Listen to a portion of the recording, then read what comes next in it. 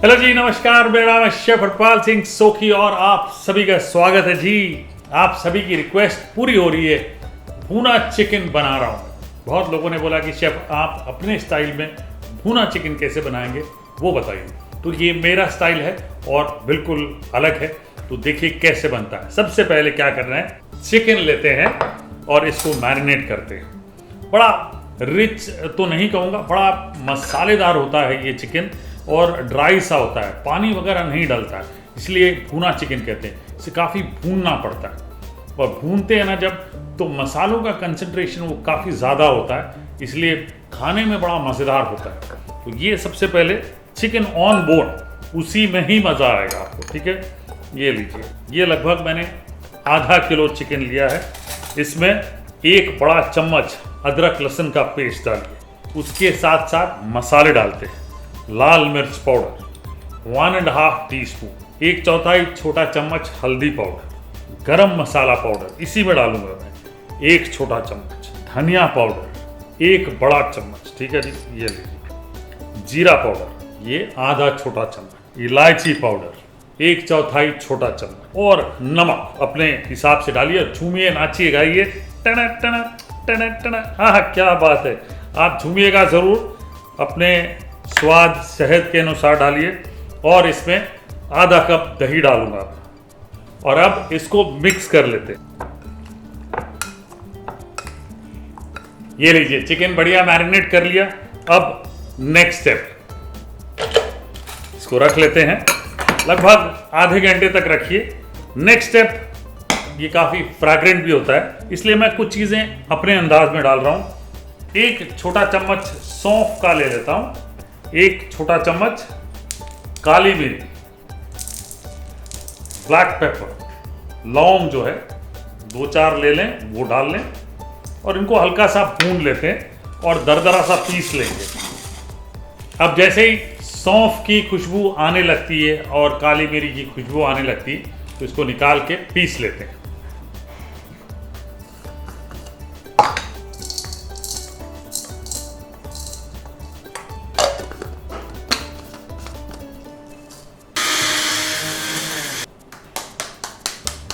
ये लीजिए, ये मसाला तैयार, इसे रख लेते हैं अलग से। नेक्स्ट स्टेप, तेल लेते हैं ये विलायती कढ़ाई में। अब भुना है करके 3 से 4 बड़े चम्मच तेल के लगेंगे।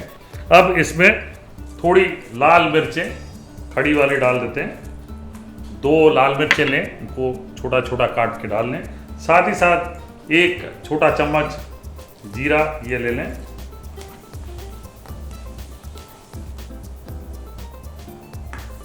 इसके साथ अब 2 प्याज चाहिए।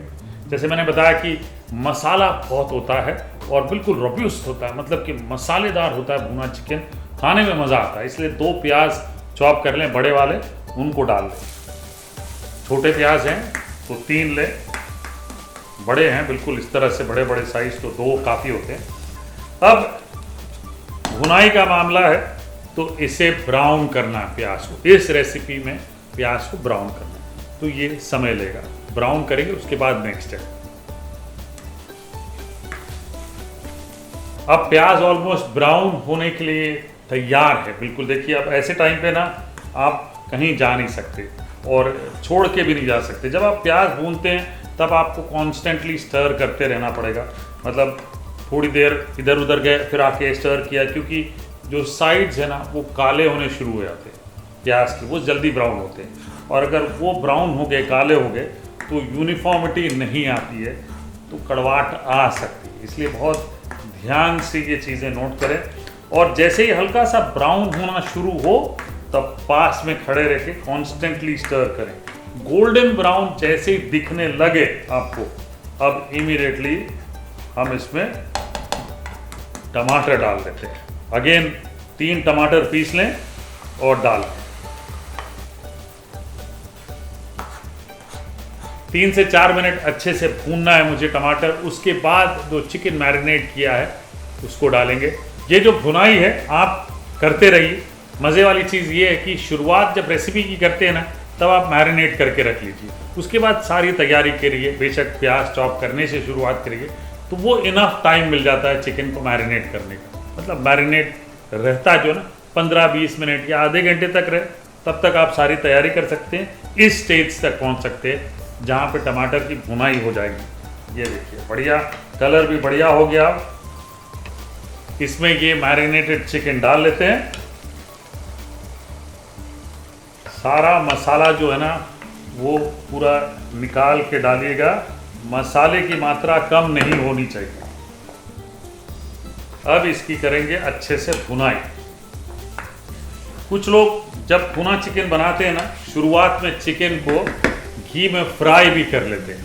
ये भी मैंने देखा है, ख़ास तौर से होटल्स में भी कई बार करते हैं, भून के रख लेते हैं। जब ज़्यादा क्वांटिटी हो तो ज़्यादा फ़ायदेमंद होता है, क्योंकि जब आप भूनते हैं ना तो तेल में स्टार्टिंग में फ्राई कर लेते हैं तो चिकन टूटता नहीं है जब आप ड्राई बनाते हैं। ठीक है जी, मैं इसी को ड्राई करूँगा और मज़े से आपको मज़ा दिलाऊंगा। ठीक है जी, ये भी होता है।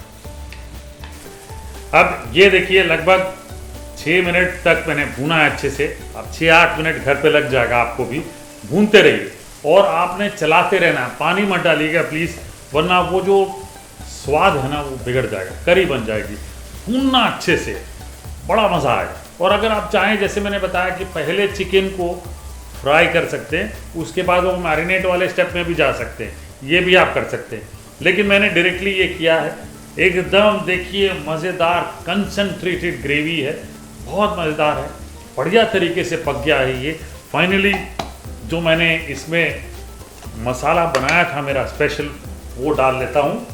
उसका 1 ही चम्मच डालूँगा, जितना मैंने बनाया है उसका 1 छोटा चम्मच ही डालेंगे। ठीक है जी, काफ़ी स्ट्रॉन्ग है ये। 1 छोटा चम्मच डालेंगे, इसको अलग रख लेंगे।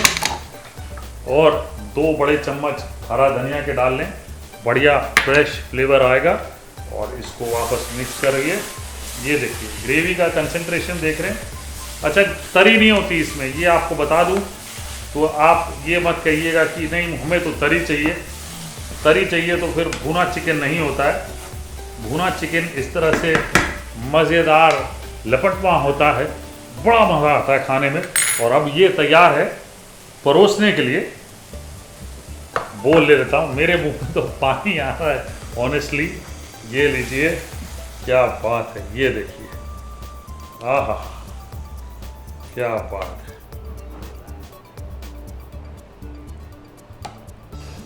वाह, ये लीजिए मज़ेदार चिकन तैयार। थोड़ा सा हरा धनिया डाल लेता हूँ।